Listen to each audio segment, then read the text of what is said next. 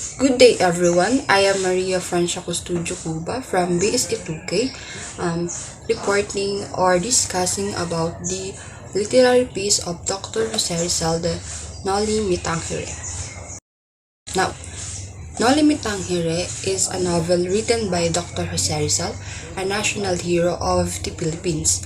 The title in Latin means "Touch Me Not" and is a reference to a biblical verse. The novel was first published in 1887 in Berlin, Germany. So, the novel is a critique of the Spanish friars and the colonial government of the time.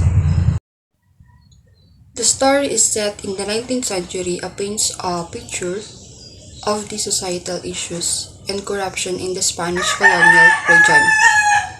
The story follows the life of Juan Crisostomo Ibarra, a young Filipino who returns to the Philippines after studying abroad. He dreamed of using education after studying abroad as a tool to free his countrymen from ignorance and poverty, but his plans are met with resistance from the Spanish authorities and the friars. The novel is filled with memorable characters like Maria Clara, Ibarra's love interest, and the controversial Padre Damaso. It's a mix of romance, politics, and a critique of the Spanish friars who wielded significant power at the time.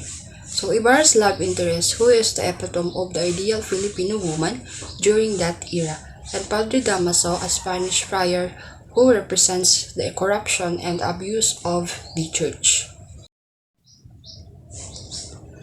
Noli Me Tangere holds immense importance, particularly in the context of the Philippines, for several reasons.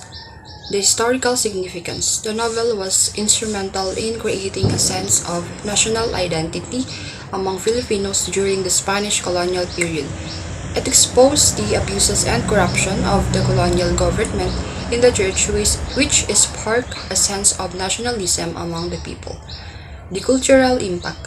The characters in the novel represent various facets of Filipino society, making it a rich source of cultural and societal insights during the Spanish era. The political influence. Noli Me Tangere played a significant role in the Philippine Revolution against Spain, so it helped to mobilize public opinion against the Spanish colonial rule, leading to a demand for independence. Number 4. Literary merit. As a piece of literature, it's considered a masterpiece. So it's one of the greatest novels ever written in the Philippines, and it has influenced many Filipino writers and artists.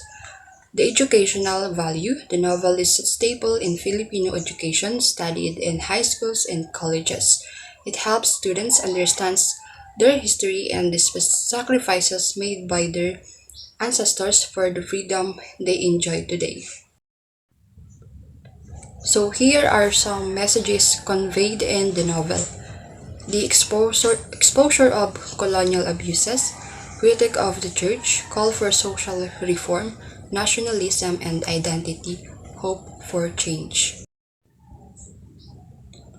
Noli Me Tangere is considered a significant literary work in the Philippines and has played a crucial role in the country's struggle for independence. It's often studied in schools and continues to be relevant today.